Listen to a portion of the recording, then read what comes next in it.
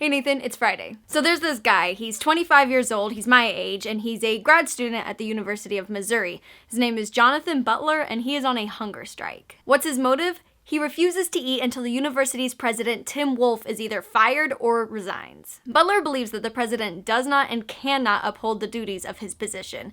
He's been inspired by the use of hunger strikes in the past as a means for calling for justice, and he's pretty frustrated that it's come to this. But what is this all about? Well, here's a few examples of what's only happened within the past 3 months on Missouri's campus. First of all, there have been several recent instances of racism on the campus, like the student body president, who happens to be African American, being called the N-word by a group of men in a truck near campus, or another person coming up to a group of people who belong to the Legion of Black Collegiates, and calling the whole group of them the N-word. And then most recently, and probably what was the tipping point, was an anonymous student in one of the dorms put a swastika on the wall with his own feces.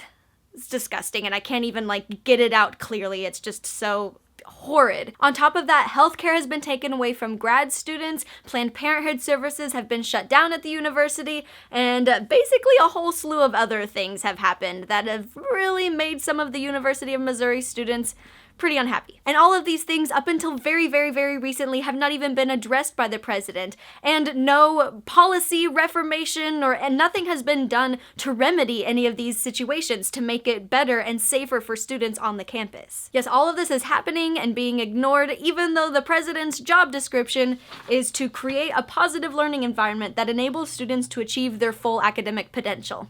You can't really feel comfortable and like you can reach your full academic potential if other people on your campus are comfortable enough to harass people and to vandalize. By the way, I got all of this information from the letter that Jonathan Butler wrote to the University of Missouri, and you can find that here on his Twitter, as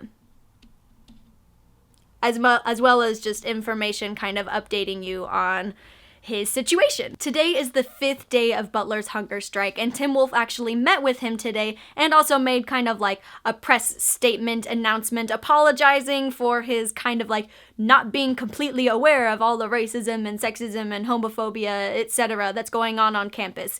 He also expressed concern for Butler's health and talked about him being like a great example and a good role model and a great leader for combating these issues of social injustice. He also acknowledged that racism definitely afflicts the university and its members, and I guess that's a good start. The only solution so far that has been presented for these increasingly hateful incidences on campus is a mandatory school-wide diversity training.